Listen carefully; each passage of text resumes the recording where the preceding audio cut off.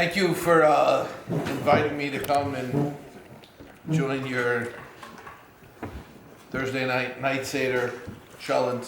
I was worried that I was going to be the speed bump between Marv and the challenge. But now, Baruch Hashem, I see now that you enjoy the challenge things, I'm not standing in the way of what matters. Everyone gets nervous when the speaker comes up here and they say, do they really know that they only have an hour and a half to speak? And I want you to know it's not going to be more than, 15 minutes. I have a big clock here. So okay, no one has to get too nervous. What I wanted to try to give a little insight about is Hanukkah. The Inyan Diyom is Hanukkah. Hanukkah is coming up, and Hanukkah has a tremendous potential. And it actually is the yontif that maybe has the potential to speak to us the most. Hanukkah is the yontif of Galus, and as you know, it's the last yontif that was established. So there's something very special for us in Hanukkah. We have to try to figure out what it is. As we know that and it's hinted to actually in the second pasuk in the Torah, that there were four malchus, four galus. And it was Babel, Parasumada, Yavin, and Edom. And the galus of Yavin, which Hanukkah celebrates the freedom from, was a unique galus. The galus of Yavin was a galus that we had in Eretz Yisrael. We're living in Eretz Yisrael. The base of Mikdash was standing. So it doesn't sound so galustic, right? It sounds like the absolute lichatchila time. It sounds like geula, not galus. Living in Eretz Yisrael, base of Mikdash, what could be so bad? But yet it's galus Yavin. So what was that galus Yavin? And that galus Yavin was that at the time Klal Yisrael was drowning in Greek culture.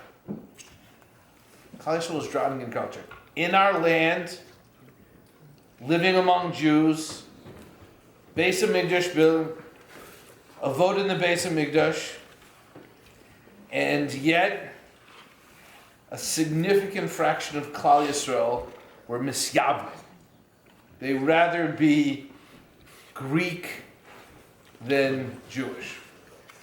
At the time, we'll see if there's any parallels for us, but at the time, people in Eretz Yisrael, their Galus Yavin, had to decide whether they were Yidden who happened to be living in Greek culture, or people who loved Greek culture who happened to be Jewish.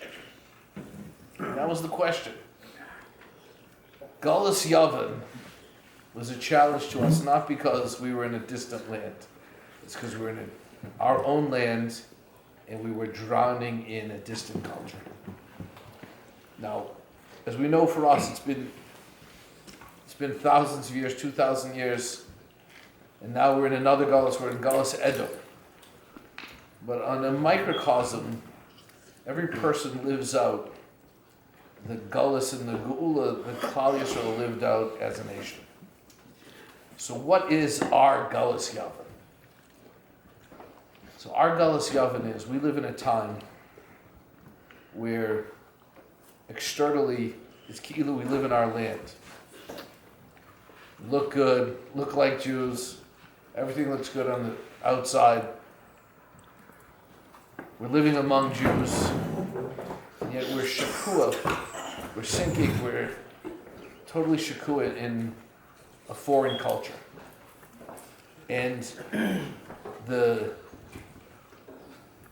godly neshama that we have finds itself in our own galus Yavin.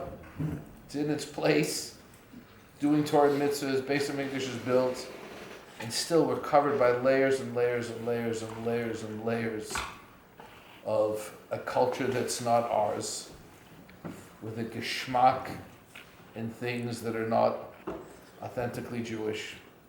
And just like they had to ask themselves, are you Jews living in a predominantly Greek culture, or are you people in love with Greek culture who happen to be Jewish? And so for us, it's a tremendous challenge. And it's a tremendous challenge for all of us. It's a challenge for me. I assume it's a challenge for other people here too, because we find ourselves mostly separated from the core of our neshama and the core of the profundity of our Jewish being. Yeah, we do our lives, we daven, we do Torah, we do mitzvahs, and yet, I don't know if you ever get the sense that there should be something more. And there can be something more. But we are living in our own Greek exile. And we're covered by layers and layers of a culture that's not ours, and a geschmack that's not ours. You know, someone said, my brother tells me he's Rosh Hashiva, that says, you know, the problem is that, you know, God is in the Sefer and the Goyish culture is in the street. If it were the other way around, life would be a little bit easier. But it's not. So now we have an opportunity, though, to come in and place Hanukkah. What is Hanukkah? Hanukkah is an opportunity for us to go through and have our own geula from our galus yavur. Our own geula from our galus yavur. We have an opportunity to try to spend time in stripping away all the things that divide us from our intrinsic kedusha.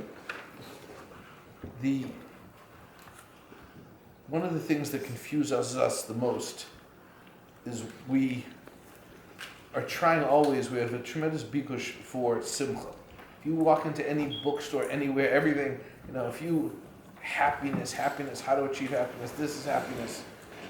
For a Yid, what happiness means is to be in touch with your neshama Eloki, to feel that divine spark, to realize you're a chelik Elokam Emal, and to be in touch with that. And you know what we've traded for that sense of simcha? A cheap imitation called fun. So instead of feeling simcha, what we do is we say, okay, you know, I'm going to try to get a counterfeit. And that counterfeit is going to be fun. But simcha is Yiddish. And the fun that we turn to is the fun of the Misyavim. It's the fun of the Greeks.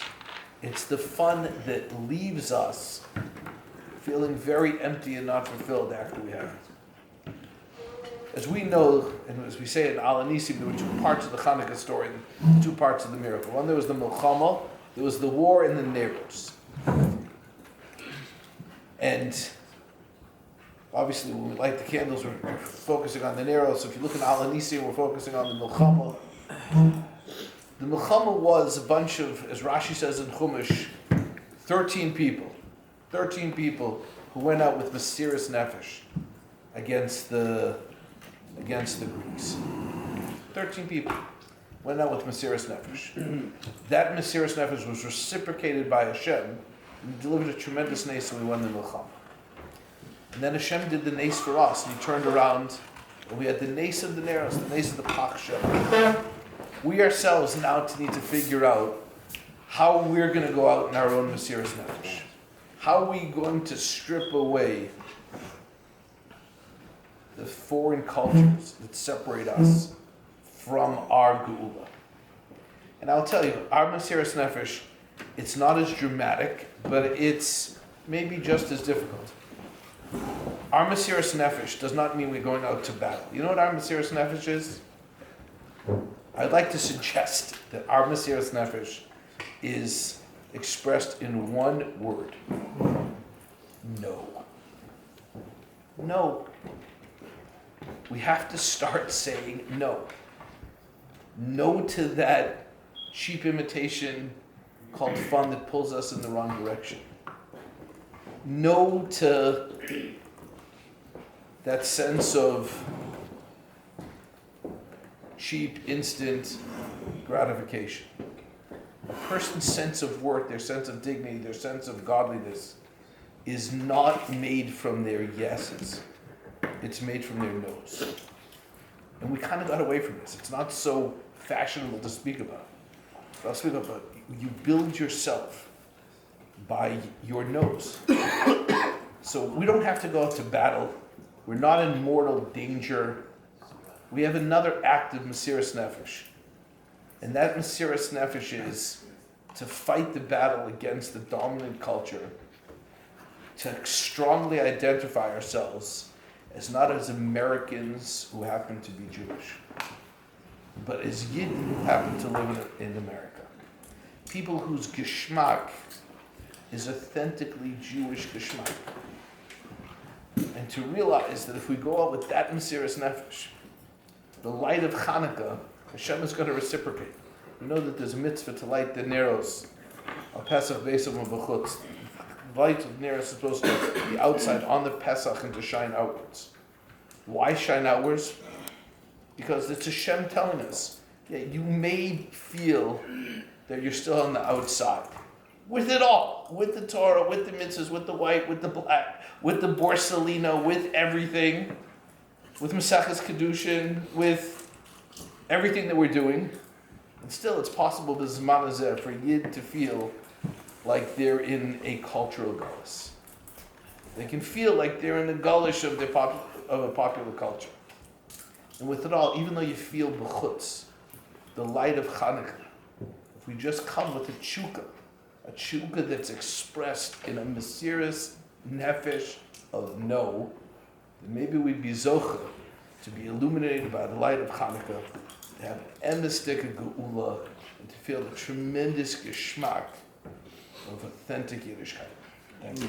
Amen.